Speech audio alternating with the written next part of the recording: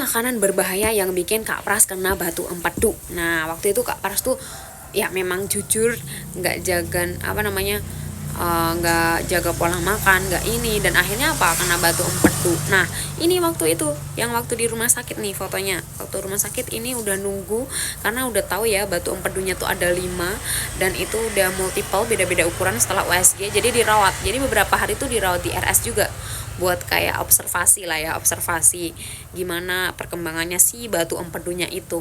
Dan waktu itu bener-bener yang kayak apa ya, menurut aku kayak wah bahaya juga nih, 1 aja itu udah bahaya apalagi 5. Dan dokter bilang, ah ini nih Pak, kan bilang ke ke Kak Pras, kan manggilnya Pak ya, dokter manggil pasien ya Pak, bilang Pak ini kayaknya karena pola makan sih Pak, faktor terbesarnya. Dulu pola makannya gimana, akhirnya di cross check, di runtut bener enggak, dan ternyata memang karena faktor pola makan.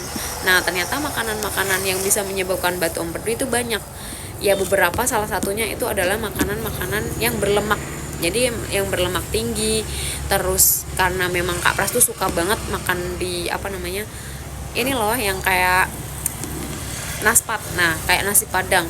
Jadi dia itu yang bukan normal lagi, jadi kayak bisa 1 kali makan tuh bisa 2 porsi 3 porsi, tapi memang ini sih yang bikin dia kena batu empedu, jadi nggak melebihi batas wajar. Nah seperti itu, dan akhirnya waktu itu kena batu empedu, dan di situ takut untuk OP ya, tadi yang waktu di rumah sakit tadi takut banget buat OP ya, memang takut banget, jadi takut sama darah.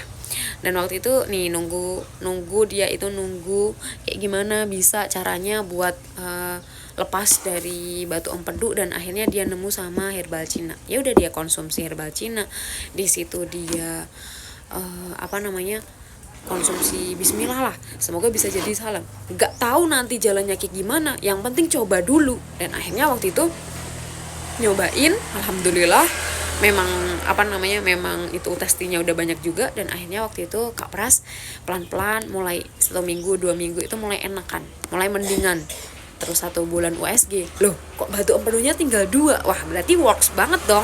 Dan akhirnya konsumsi lagi rutin, itu 2 bulan, jalan ke 3 bulan. 3 bulan itu kurang lebih ya, itu hilang. Kemarin habis USG itu batu empedunya benar-benar udah hilang, udah nggak ada. Dan ini yang menurut aku kayak wow, amazing, kayak wah ternyata bisa ya, dan bisa sembuh dari batu empedu tanpa OP.